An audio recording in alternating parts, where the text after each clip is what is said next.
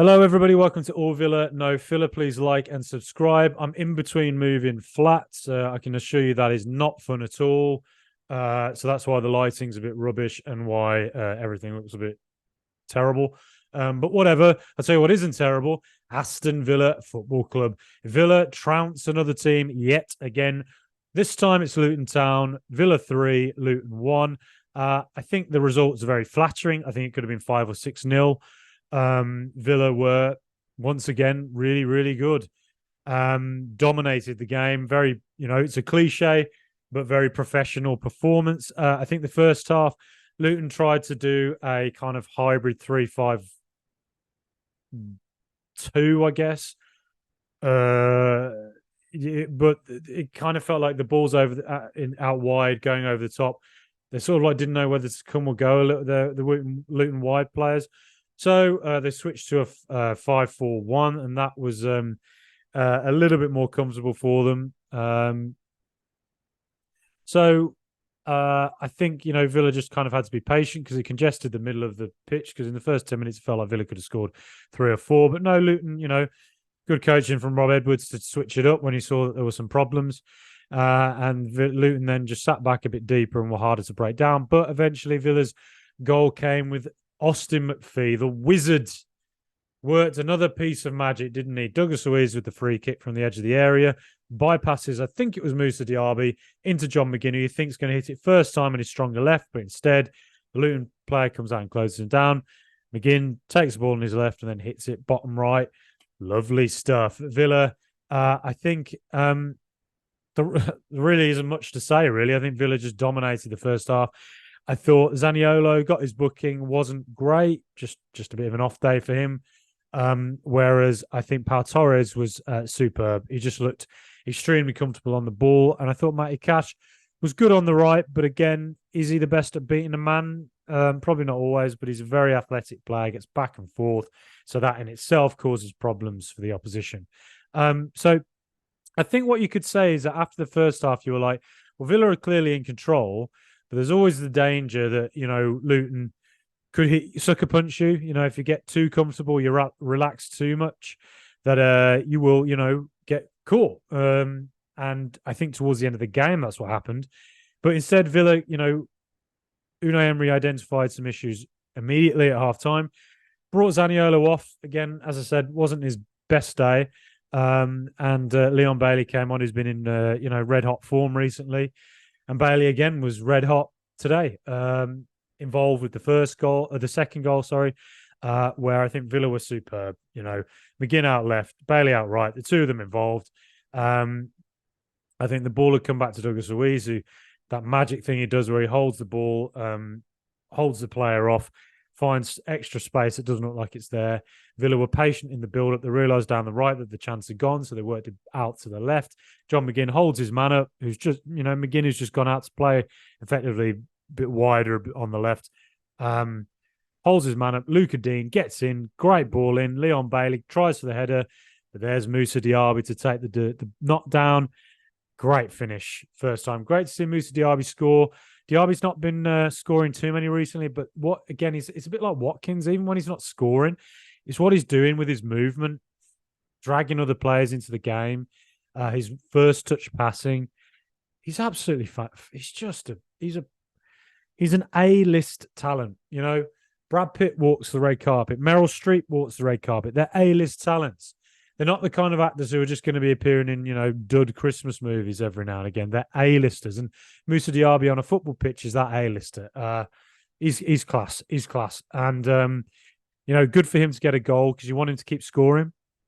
And shortly after that, Boubacar Kamara has a lot of time in the middle of the pitch. Luton made a mistake by giving him too much space because a CDM of that quality, the Moussa Diaby makes that run in behind that he likes to make. And Moussa Diaby picks him out. Boubacar Kamara picks him out. Lovely knockdown. I think it was going in, but Lockyer, unfortunately for him, for Tom Lockyer, it's an OG. You're kind of hoping that Villa might then go on and make it 4 or 5-0. We certainly had the possession to do that, but instead, Luton came back into it. One or two of their players, started to find a bit more space. Tahith Chong, did all right when he came on. And to be fair, Luton's goal, it was a ridiculous own goal, bounce, Konsa heads it back and it sort of bounces off the bar off the back of Martinez. Frustrating because it's annoying that Villa are playing so well at the moment, but also like conceding the odd goal here or there. You'd love to see a few more clean sheets, I think.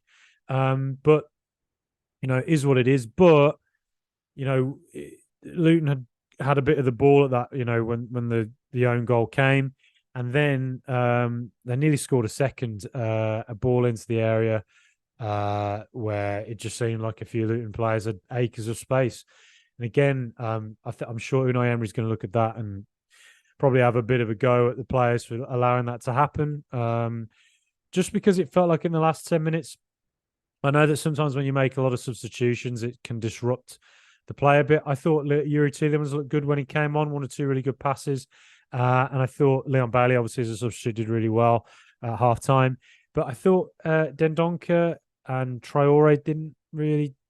I know they weren't on for long. Look, people probably going to be saying you can't be having a go at them and all that, but I'm not. I'm just saying that I think Villa weren't as good when they came on, and I think had relaxed a little too much. And I think Dendoncker, again, this is a few times now where he's had that ball back to goal in his own area and did it on it and got caught on it. And maybe he's not up to speed with the game because he's not playing enough.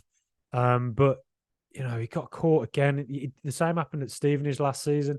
The same happened against Everton in the Carabao Cup this season. And the same very nearly did happen against Luton. And it was a good block from Pau Torres because the Luton player's shot was going in. It would have been 3-2.